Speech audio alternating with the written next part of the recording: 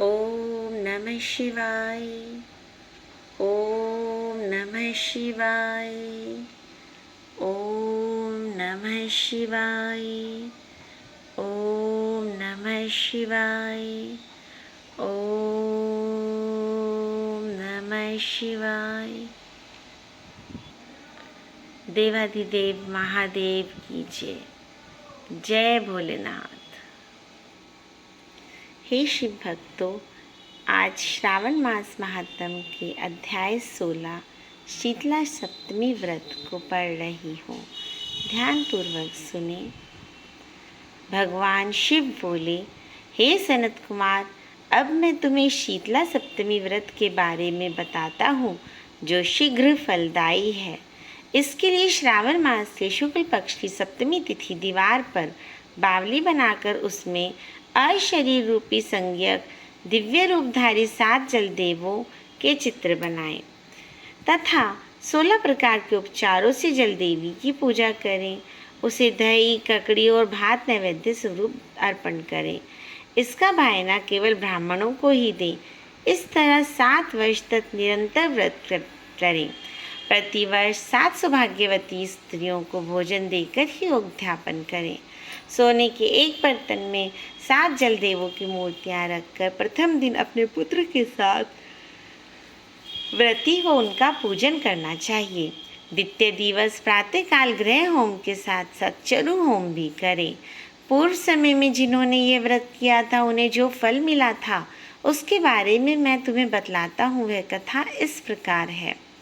सौराष्ट्र प्रदेश की शोभन नगरी में एक अति धार्मिक विचारों वाला धनवान रहता था। उसने वहाँ निर्जल तथा बियावान वन में एक बहुत विशाल पानी की बावली खुदवाई। बावली के लिए उसने काफ़ी धनराशि व्यय की। राहगीर तथा पशु पक्षी उसके जल से अपनी प्यास बुझाते थे। वह बावली बहुत ही मजबूत और टिकाऊ थी।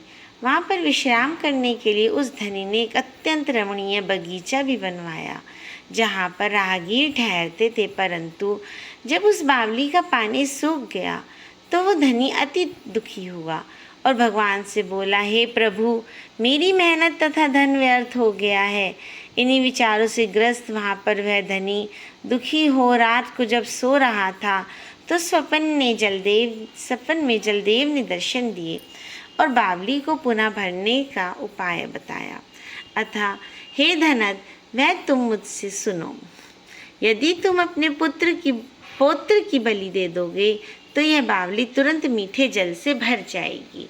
यह सुनकर धनिक पहले तो बहुत ही विचलित हुआ, परंतु घर आकर उसने स्वप्न की बात अपने पुत्र द्रविड़ से कही।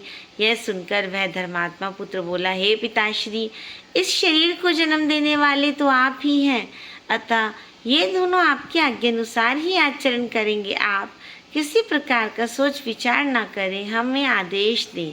केवल धर्म ही अमर रहता है, बाकी सब कुछ नाशवान है। आपके 2 पौत्र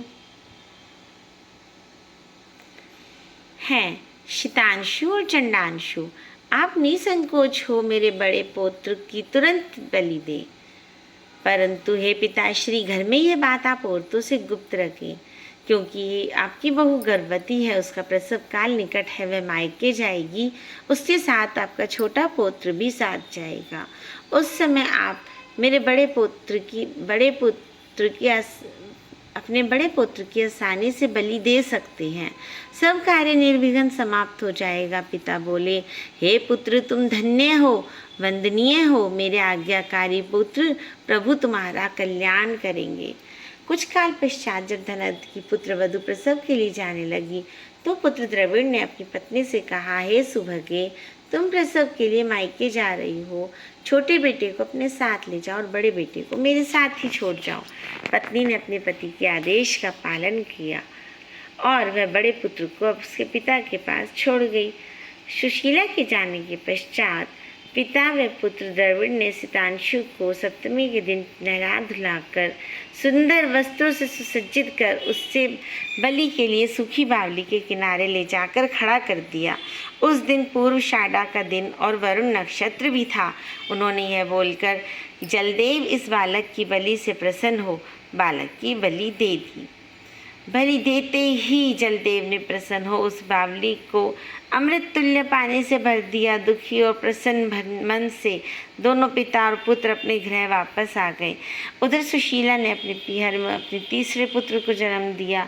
वह कुछ काल के पश्चात जब बड़ा हुआ तो 3 मास का हो गया तो उसके साथ अपने छोटे पुत्र और संबंधियों के साथ वह अपने ससुराल लौट चली। मार्ग में जब वह बावली के पास पहुंची तो वह सूखी बावली जिसे उसके ससुर धनद ने बनवाया था को अमृत तुल्य मीठे जल से भरा देख के अपने ससुर और पति पर प्रसन्न हुई और मन में सोचा कि उनके उद्योग में बढ़ोतरी होने पर ही यह संभव हुआ है। यह सोच उसने अपने दोनों पुत्रों और संबंधियों सहित उसमें स्नान किया और मीठा जल पिया। तब कुछ काल वहाँ विश्राम कर वह आगे चल पड़ी। उस दिन श्री श्रावण मास की शुक्ल पक्ष की सप्तमी तिथि थी। उधर जलदेव वरुण जो यह दृश्य देख रहे थे वह सुशीला और उसके कृत्य से हर्षित हो रहे थे। उन्होंने सोचा कि अब इसको इसका पुत्र लौटा देना चाहिए, क्योंकि सुशीला ने यहाँ शीतला सप्तमी माता का व्रत संपन्न किया है। उसने व्रत के लिए स्नान कर दही तथा चावल तथा ककड़ी का नैवेद्य बनाकर ब्राह्मणों को दान में भी दिया। अपने परिवार व संबंधियों के साथ उसने स्वयं भी दही चावल ककड़ी भोजन रूप में ग्रहण किया। उस बावली से सुशीला का घर लगभग 4 कोस था। तो जलदेव ने उसके मृत पुत्र को जल से बाहर लाकर विदा कर दिया। तो वह लड़का जीवित होकर अपनी माँ की पालकी के पीछे माँ माँ कह के दौड़ पड़ा।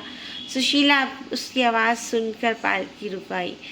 हैरान होकर उसने गोद में बिठाकर प्यार करने लगी, परंतु वहाँ पर उसने पुत्र से कुछ नहीं पूछा। वह सोचने लगी, इसने कीमती वस्त्र पहन रखे हैं, अगर इसे डाकू पकड़ ले जाते तो वो इसे जीवित ना छोड़ते, यदि चोर पकड़ के ले जाते तो वे भी जीवित ना छोड़ते। इससे जुदाई में इससे पिता और बाबा का भी जो बुरा हाल हुआ होगा। इस प्रकार सोच विचार करते हुए यह बावली वह चलती रही और अपने घर पहुंच गई। सुशीला को घर पर देखकर उसके पति और ससुर को भी चिंता हुई कि वे अब सुशीला को क्या उत्तर देंगे, परंतु जब उन दोनों ने सुशीला को अपने तीनों पुत्रों से घर में प्रवेश करते हुए देखा तो उन्हें बड़ा आश्चर्य हुआ। और उसके पति द्रवण ने अपनी भार्या सुशीला से कहा, हे सुभगे, हे पतिव्रते, हे पुण्यव्रत, हे भामिनी, तूने पिछले जन्म में कौन सा पुण्य कर्म किया था जो ये बड़ा पुत्र सितांशु जीवित तुम्हारे साथ है। इसका निधन हुए तो 2 मास बीत चुके हैं। जब तू यहाँ से गई थी तो मात्र 1 पुत्र तेरे पास था। अब तू इस मृत पुत्र सितांशु को जीवित कर लाई है। तूने तो प्यार और प्रशंसा की, तूने तो शुभ्रवंश का उद्धार कर दिया। पति ससुर तथा सास सबने उससे प्यार और प्रशंसा की नज़र से देखा और बोला, हे सुभा, अब हम सब तेरी बारंबार स्तुति करते हैं। तो सुशीला ने कहा, स्वामी, हे पिताजी, ये सब पुण्य प्रताप शीतला सप्तमी के व्रत का फल है जो ये अमृत पुत्र सितांशु जीवित हो उठा है। यह सब उस सुमार्ग का फल है जिसके अनुसार मैंने शीतला सप्तमी का व्रत किया। मैंने दही चावल तथा ककड़ी का सेवन और व्रत में किया। उससे संसार में सारी मनोकामनाएं पूरी हो जाती हैं।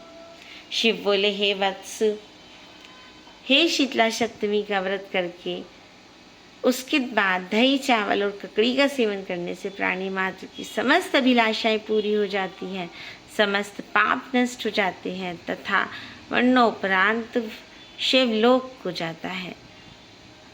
इस 16वें अध्याय के पाठ श्रवण से मोक्ष की प्राप्ति होती है। बोलो भोलेनाथ की जय। शिव शंभू जय।